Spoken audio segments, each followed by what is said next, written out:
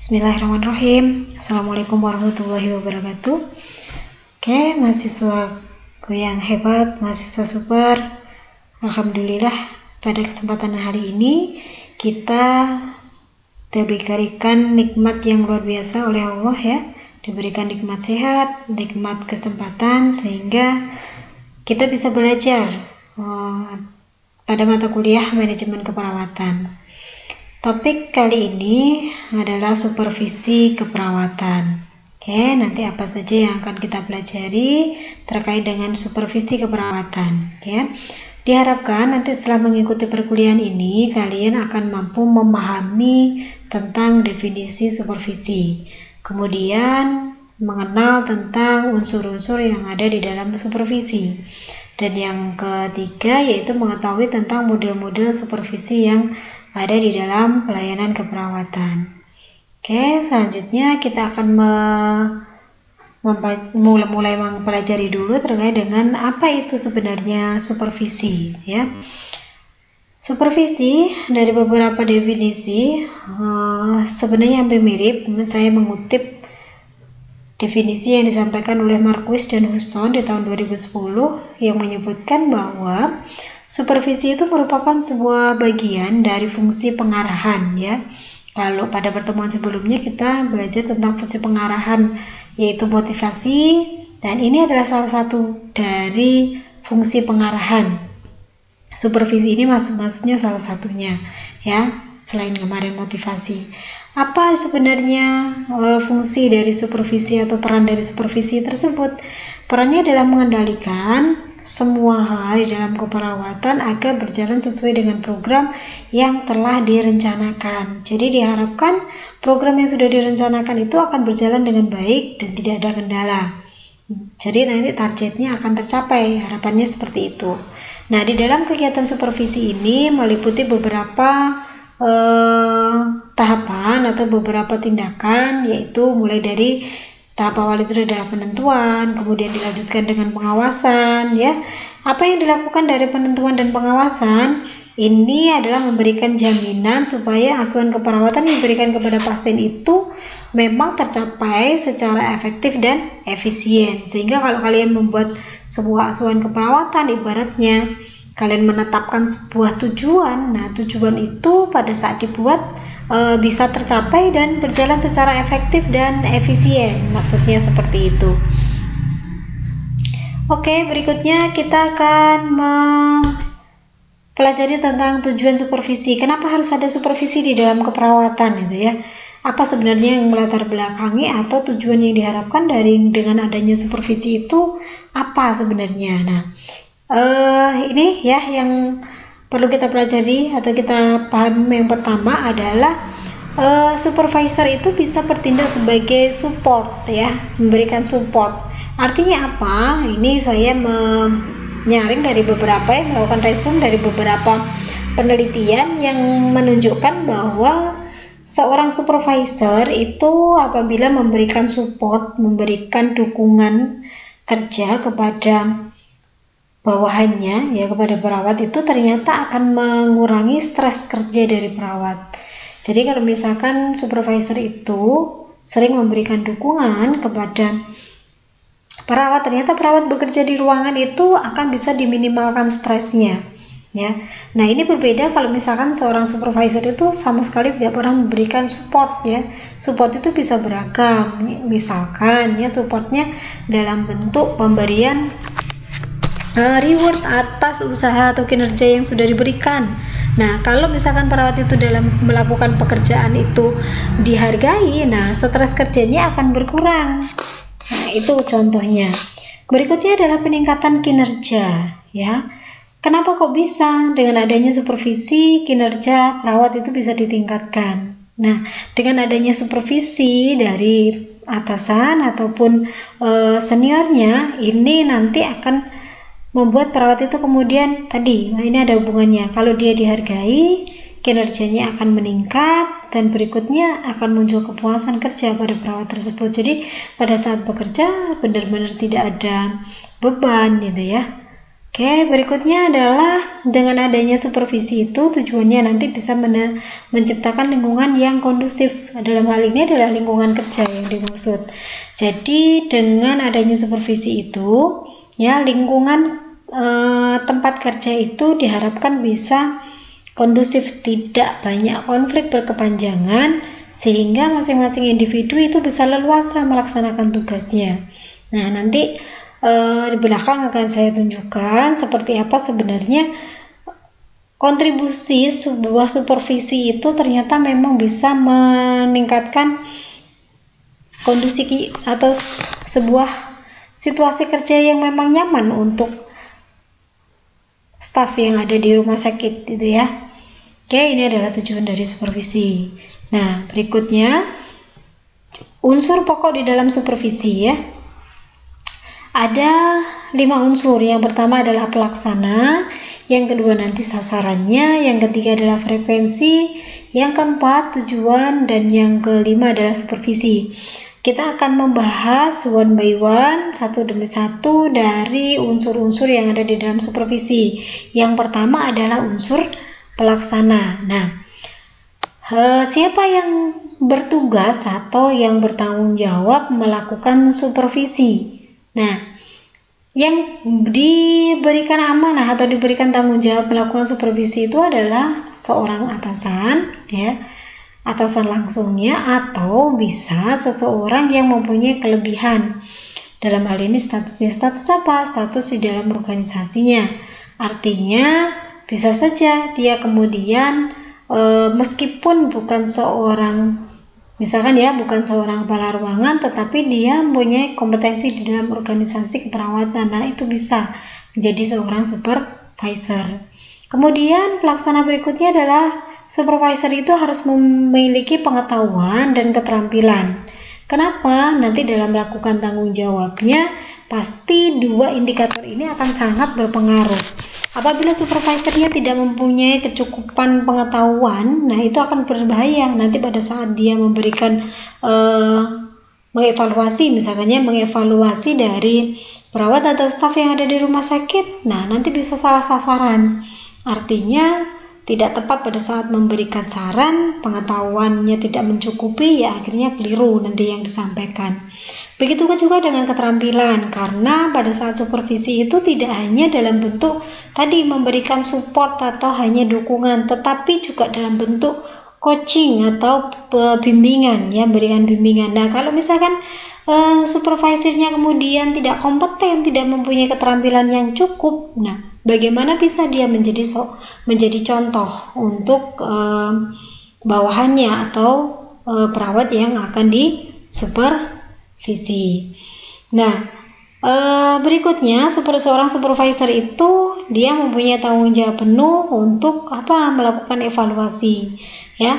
Evaluasi dalam rangka untuk meningkatkan proses keperawatan yang sedang dilaksanakan. Jadi nanti di sini ini seorang supervisor itu harus memposisikan bawahannya, anggotanya atau timnya itu adalah sebagai mitra, bukan sebagai objek yang kemudian akan dimanipulasi. Nah, ini memang tidak mudah ya untuk melakukan, tetapi apabila seorang supervisor itu benar-benar melaksanakan tanggung jawabnya, mulai dari melakukan pengawasan sampai dengan evaluasi, nah proses keperawatan yang diberikan kepada pasien di rumah sakit itu akan berjalan dengan optimal. Oke, ini ya siapa saja yang berhak menjadi seorang supervisor ya sebagai pelaksana supervisi. Yang pertama adalah kepala ruangan. Jadi kalau nanti kalian masuk ke sebuah rumah sakit ya, akan terbagi menjadi ruangan-ruangan perawatan nih. Masing-masing ruangan itu akan memiliki seorang leader ya, atau seorang pimpinan. Makanya itu disebut sebagai kepala ruangan. Nah, kepala ruangan atau supervisor sebagai kepala ruangan ini ternyata mempunyai peran yang sangat besar, karena dia merupakan garda terdepan nanti pada saat memberikan pelayanan kesehatan ya. Jadi ini adalah yang memberikan kontribusi besar di rumah sakit terhadap pelayanan keperawatan. Nah, fungsi kepala ruangan di supervisor itu apa? Nah, ini bertugas mengawasi perawat pelaksana di ruang perawatan tersebut. Jadi ya banyak hal yang harus diawasi, mulai dari tadi bisa saja kemampuan atau knowledge dari perawat tersebut, kemudian bisa arahnya adalah kemampuannya, kemudian kalau sekarang didorong adalah ke arah juga pengembangan dari keilmuan dengan cara penelitian seperti itu ya. Nah, berikutnya tugasnya adalah sebagai pengawas keperawatan ya. Ini bisa menjadi seorang supervisor.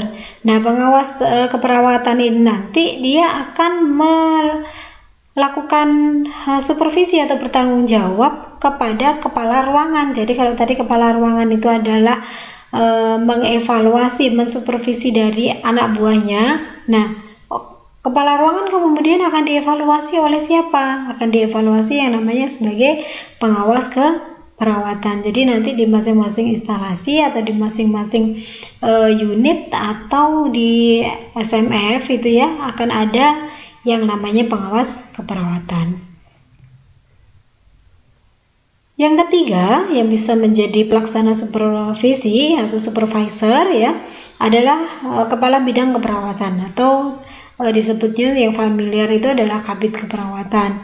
Ini merupakan top manager di sebuah rumah sakit. Nah, mempunyai tanggung jawab terhadap pengawas. Jadi pengawas ini nanti yang akan melakukan supervisi atau melakukan penilaian adalah kabid keperawatannya ya.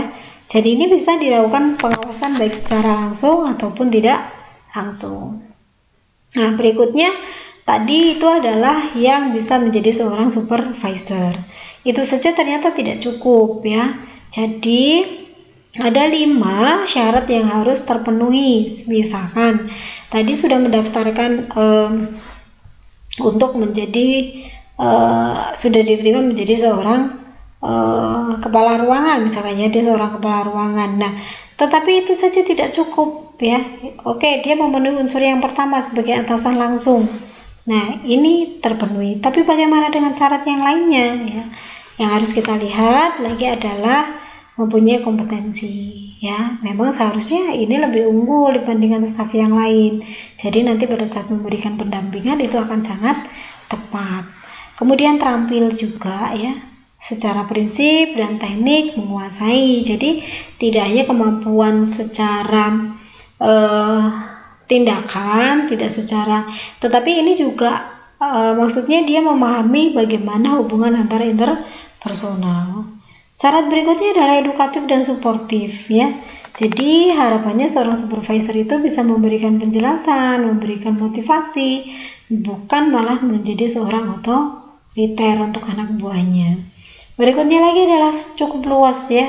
Cakap, sabar, memiliki waktu yang cukup untuk meningkatkan kemampuan anggota yang dilakukan supervisi. Ini sangat diperlukan karena apa? Kalau kemudian supervisornya itu hanya numpang lewat ya percuma, nanti tidak akan bisa mengevaluasi secara keseluruhan. Oke, setelah tadi pelaksana kita masuk ke sasaran ya. Siapa sasarannya yang bisa dilakukan supervisi?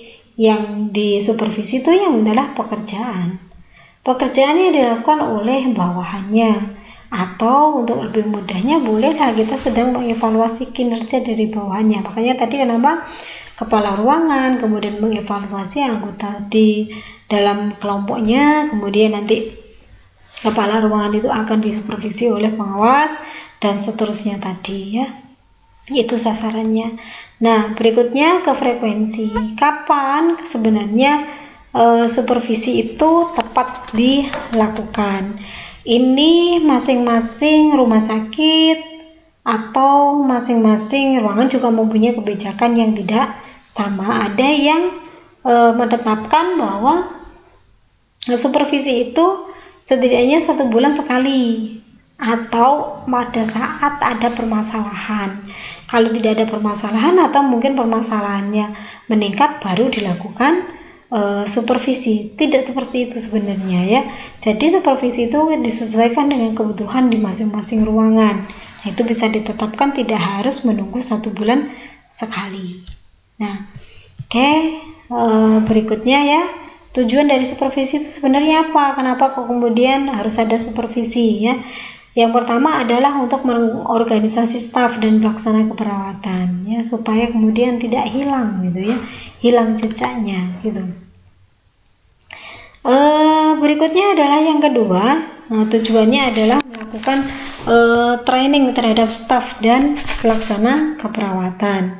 Nah, yang ketiga tadi saya menyampaikan adanya arahan atau briefing atau coaching pada bawahan sesuai dengan tupoksinya. Yang keempat, tujuannya adalah memberikan bekal kepada bawahan untuk meningkatkan kompetensi. Jadi ada 4 tujuan ini secara garis besar ya, dilakukannya terus supervisi. Jadi ini penting untuk diketahui. Oke, saya lanjutkan. Berikutnya lagi, kalau ini pendapat dari Swansbook ya, menyebutkan tujuan dari supervisi itu yang pertama memperhatikan anggota organisasi serta area atau pekerjaan di dalam sebuah unit kerja, karena staf itu juga perlu diperhatikan. Dengan adanya perhatian dari pimpinan tadi yang saya sampaikan, itu bisa meningkatkan kinerja dan kepuasan kerja. Berikutnya lagi adalah supervisi itu dilakukan dalam rangka memonitor rencana atau implementasi dan sampai dengan evaluasi. Dengan adanya supervisi, organisasi itu akan berjalan dengan sangat terstruktur atau terencana ya. Berikutnya lagi tujuannya adalah orientasi dan mentoring staff ya. Jadi bisa saja misalkan ada perawat baru, nah bagaimana nanti bisa dilakukan orientasi atau mentoring terhadap perawat baru di sebuah ruangan tersebut, dilakukan oleh seorang supervisor. Ya, saya lanjutkan. Berikutnya adalah strategi dari supervisi. Jadi bisa dikategorikan menjadi 2, ada direct atau langsung dan ada indirect ya. Perbedaannya ya sudah sangat nampak. Kalau misalkan yang langsung itu berarti ya dia ada jadwalnya, ada programnya, jadi sudah tertata dengan rapi. Misalkan ruangan A itu biasanya akan dilakukan supervisi pada saat kapan gitu ya. Jadi itu sudah sangat terorganisir. Ini untuk yang secara langsung. Secara tidak langsung ini ya digunakan untuk lebih ke arah proses keperawatan. Misalkan nanti pada saat dokumentasi asuhan keperawatan, nah laporannya ditulis dalam bentuk tulisan, dan itu nanti ditimbang terimakan antar shift, contohnya seperti itu. Oke, setelah strategi kita akan masuk ke model supervisi ya. Model supervisi itu ada beragam ya. Saya mencoba menyampaikan ada 4 yang ini sering diadopsi oleh beberapa ruangan untuk diterapkan. Yang pertama adalah academic model, kemudian yang kedua adalah experiential model, yang keempat developmental model, dan yang ketiga developmental model, dan yang keempat adalah 4S model ya. Kita akan mencoba dari yang academic model. Nah, sebenarnya apa yang disebut sebagai academic model atau model akademik ya? Kita pahami dulu tujuan dari academic model itu adalah berbagi pengalaman dari seorang senior atau supervisor tadi pada perawat, di mana tujuan berbagi pengalaman itu adalah mengembangkan kemampuan profesional perawat tersebut. Contohnya seperti apa ya? Ini yang kemudian diadopsi oleh pendidikan keperawatan, di mana ada yang namanya preceptorship ya. Jadi preceptorship itu nanti mahasiswa baru itu akan dibimbing atau didampingi oleh seniornya. Nah, seniornya itu siapa? Bisa kakak kelasnya atau bisa kemudian perawat yang lebih senior. Nah, kalau misalkan ini di rumah sakit, yang dimaksud dengan model akademik itu seperti apa? Nah, ini misalkan ada perawat baru di sebuah ruangan gitu ya. Nah, dia akan butuh waktu untuk beradaptasi. Beradaptasi dengan apa? Mulai dari lingkungan kerjanya, dengan pekerjaannya, dengan teman kerjanya. Nah, ini bisa menimbulkan stres tersendiri untuk seorang perawat baru. Nah, peran dari seorang supervisor di sini sangat besar. Untuk apa? Untuk membimbing ya, untuk membimbing dari perawat baru tersebut. Nah, Ini terbagi menjadi 3 kegiatan dalam model akademik. Yang pertama adalah edukatif. Seorang supervisor ini bertanggung jawab untuk mengajarkan keterampilan dan kemampuan, membangun pemahaman ya, sampai dengan melatih perawat melakukan eksplorasi strategi atau teknik dalam bekerja. Nah, ini hasil literatur review terhadap 22 jurnal ternyata membuktikan bahwa fungsi edukatif yang dilakukan oleh seorang supervisor itu dapat meningkatkan kemampuan perawat dalam melakukan pelayanan ke keperawatan. Nah, ini contohnya tadi yang awalnya kemudian dia masih ragu ya, nanti dengan adanya fungsi edukatif ini akan berubah. Yang kedua ya, di akademik model itu kegiatannya adalah suportif. Apa yang dilakukan seorang supervisor pada fase suportif ini? Nah, seorang supervisor bisa bertugas untuk menggali emosi seorang perawat pada saat bekerja. Apakah kemudian dia sedang bad mood ya, nah kemudian tidak semangat bekerja dan seterusnya. Nah, kenapa kok muncul seperti itu? Misalkan ya, antar sesama perawat di ruangan tersebut kemudian ada konflik. Nah, konflik itu yang kemudian akan mempengaruhi emosi saat bekerja.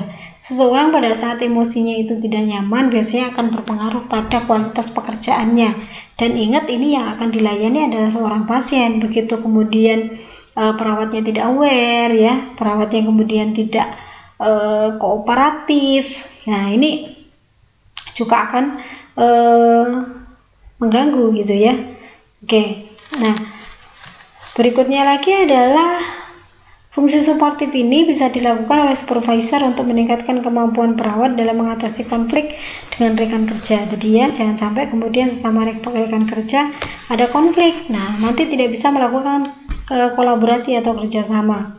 Misalkan antara perawat A dan perawat B sedang ada konflik internal, masalah pribadi ya, masalah pribadi. Nah, kebetulan A dan B dinas pada shift yang sama. Nah, ini bahaya nanti. Masing-masing dengan emosinya tadi ya, emosinya pada saat bekerja nanti akan mempengaruhi kualitas pelayanannya. Pasiennya juga akan menjadi korban gara-gara ada masalah individu antar perawat. Nah, di sini di model akademik ini seorang supervisor bisa menerapkan fungsi suportifnya kepada pasien ya, kepada perawat. Oke, berikutnya adalah fungsi atau kegiatan manajerial ya. Kegiatan manajerial ini dalam melibatkan perawat dalam meningkatkan standar. Misalkan di sebuah ruangan, misalnya di ruangan itu sudah ada SOP untuk mengatasi hipertermi. Tetapi ternyata begitu direview oleh supervisor dan perawat di ruangan itu sudah out of date ya, jadi sudah ketinggalan zaman. Nah, ini bisa kemudian duduk bersama, mengkaji ya, kemudian memperbaiki. Mungkin SOP ini sudah tidak relevan atau kemungkinan ada ilmuwan baru. Nah, ini boleh kemudian dikembangkan ya. Nah, fungsi manajerial di dalam supervisi itu akan meningkatkan rasa tanggung jawab perawat pada praktek keperawatan profesional. Jadi ibaratnya karena dia dilibatkan pada saat mendevelop ya, menyusun, nah dia juga akan bertanggung jawab karena ini kemarin pada saat menyusun dia juga ikut berkontribusi. Nah, itu di model akademik. Nah, model yang kedua adalah model eksperimental ya.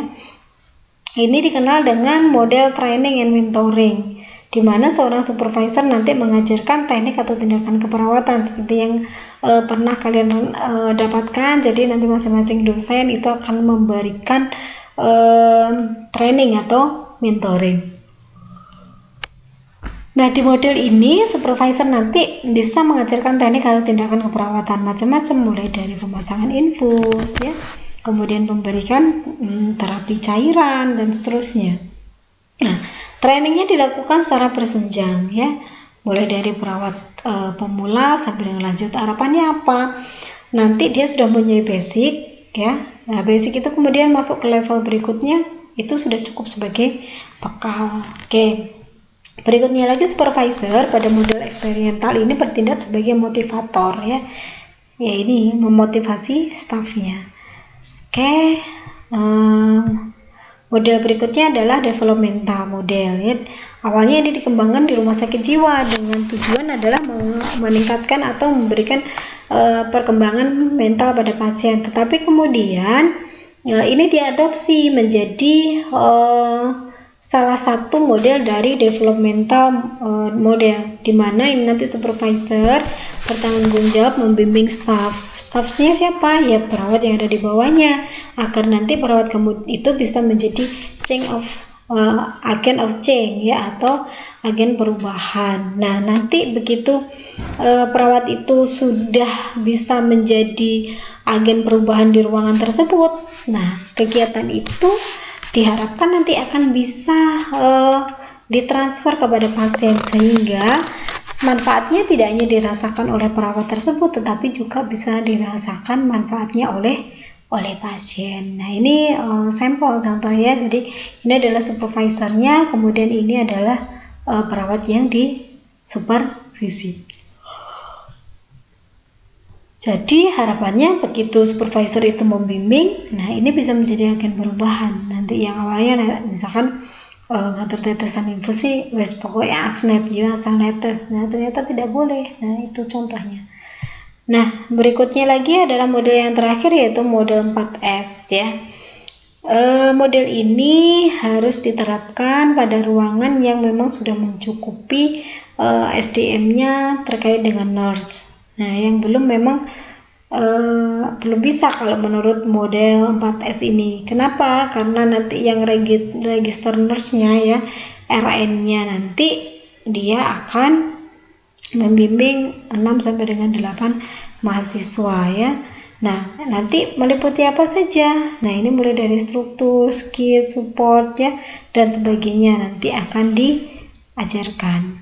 Nah, oke, mungkin itu yang bisa saya sampaikan terkait dengan pengarahan dalam bentuk supervisi. Semoga informasi ini bisa bermanfaat. Berikutnya kalian bisa mempelajari materi ini dari buku manajemen keperawatan, atau sekarang sudah banyak yang melakukan penelitian terkait dengan korelasi antara supervisi dengan kinerja, dengan stres kerja, dengan banyak hal yang terkait dengan keperawatan. Oke, saya cukupkan sekian. Terima kasih banyak atas perhatiannya. Semoga informasi ini bermanfaat. Wabillahi taufiq wal hidayah. Assalamualaikum warahmatullahi wabarakatuh.